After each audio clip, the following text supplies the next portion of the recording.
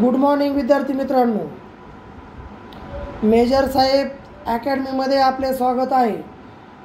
विद्यार्थी मित्रांनो, आपण आज पाहणार आहोत महाराष्ट्राच्या हवामानावरील बहुपर्यायी प्रश्न, जे इथून मागे स्पर्धा परीक्षेला 100% आलेले आहेत आणि अत्यंत महत्त्वाचे प्रश्न. 1 नंबर आहे, महाराष्ट्राच्या वार्षिक पर्जन्याच्या वितरणाचे प्रतिनिधित्व कोणता जिल्हा करतो?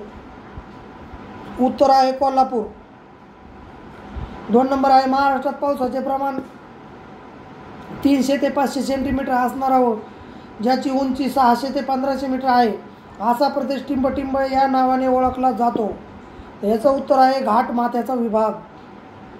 3 नंबर आहे, महाराष्ट्रात पर्जन्यछायेचा प्रदेश टिंबटिंब हा आहे. याचे उत्तर आहे अरुंद व सलग पट्टा. 4 नंबर आहे, महाराष्ट्रात रब्बी ज्वारीचे क्षेत्र टिंबटिंबमध्ये जास्त आढळते. तर ते आढळते, याचं उत्तर आहे अवर्षण प्रदेश. अवर्षणग्रस्त प्रदेशामध्ये ज्वारीचे प्रमाण जास्त आढळते रब्बी. 5 नंबर आहे, महाराष्ट्र पठारावर टिंबटिंब हवामान आहे. महाराष्ट्र पठारावर कोरडे हवामान आहे. 6 नंबर आहे, महाराष्ट्राच्या हवामानाचा सर्वात अधिक महत्त्वाचा प्राकृतिक घटक कोणता आहे?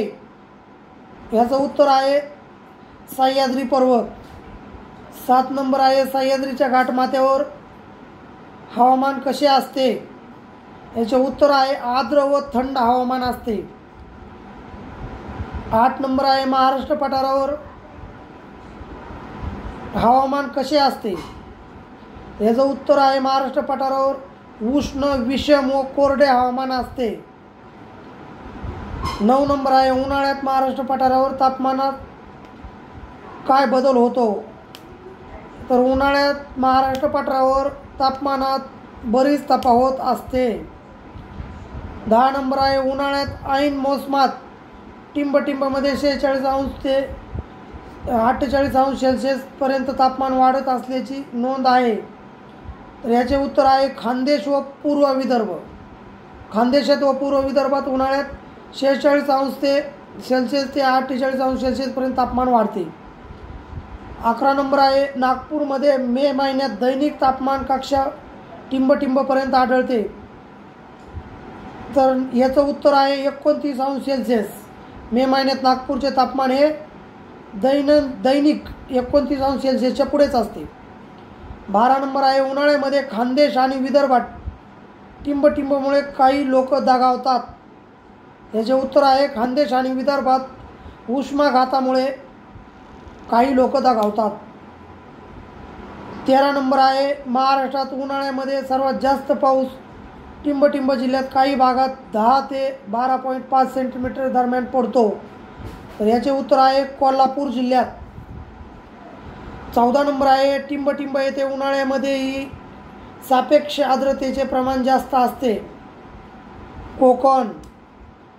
महाराष्ट्रात हवामानदृष्ट्या सर्वात महत्त्वाचा काळ टिंबटिंब आहे.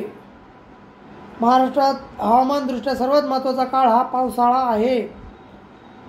16 नंबर आहे, टिंबटिंब यांच्या मते मान्सून म्हणजे भारतीय उपखंडातील जानेवारी व जुलै या काळातील प्रचलित वाऱ्याची उलटसुलट दिशा होय, असं वातावरण शास्त्रज्ञ मानतात.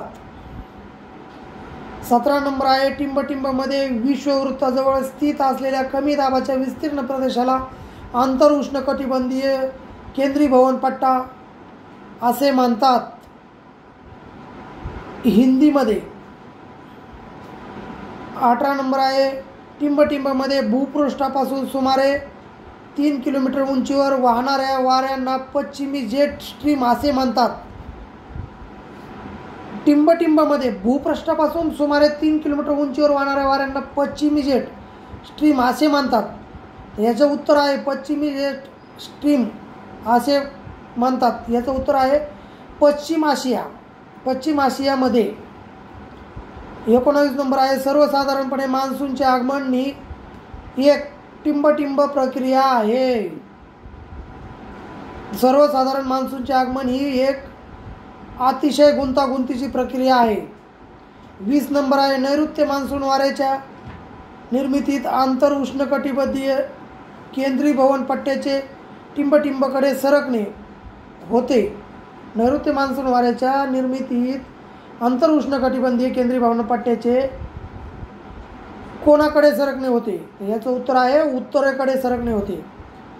21 नंबर आहे, नैऋत्य मान्सून संदर्भात भारतीय उपखंडाच्या कोणत्या भागातील कमी दाबाचे केंद्र आंतर उष्णकटिबंधीय केंद्रीय भवन पट्ट्यातील नाते असते? याचे उत्तर आहे वायव्य. पश्चिमी जेट स्ट्रीमच्या टिंबटिंब नंतरचं अंतर उष्णकटिबंधीय केंद्रीय भवन पट्टा आणि पूर्वीय जेट स्ट्रीमचे आगमन होते. याचे उत्तर आहे निर्गमन. 23 नंबर आहे, भारतात नैऋत्य मान्सूनचे केरळला साधारणतः आगमन किती तारखेपर्यंत होते? याचे उत्तर आहे 1 जून. आणि महाराष्ट्रात नैऋत्य मान्सूनचे आगमन हे किती तारखेपर्यंत होते? तर त्याचे उत्तर आहे 7 जून. मुंबईला नैऋत्य मान्सूनचे आगमन सुमारे टिंबटिंब दरम्यान होते 10 जून. आंतर उष्णकटिबंधीय केंद्रीय भवन पट्ट्याच्या स्थानावर टिंबटिंबला अवलंबून असते आवर्ताचा भाग. 26 नंबर आहे, नैऋत्य मान्सूनच्या आवर्ताच्या मार्गास भारतीय मौसम विज्ञानात काय म्हणून ओळखतात? याचं उत्तर आहे मान्सून द्रोणी. 27 नंबर आहे, नैऋत्य मान्सूनच्या काळात सर्वसाधारणपणे मध्यंतरी पाऊस पडत नाही, याला टिंबटिंब असे म्हणतात. नैऋत्य मान्सूनच्या काळात सर्वसाधारणपणे मध्यंतरी पाऊस पडत नाही, याला मान्सून खंड असे म्हणतात. 28 नंबर आहे, भारतात मान्सूनचे निर्गमन होत असताना बंगालच्या उपसागरावरून वारे वाहून टिंबटिंब किनारपट्टीवर पाऊस देतात.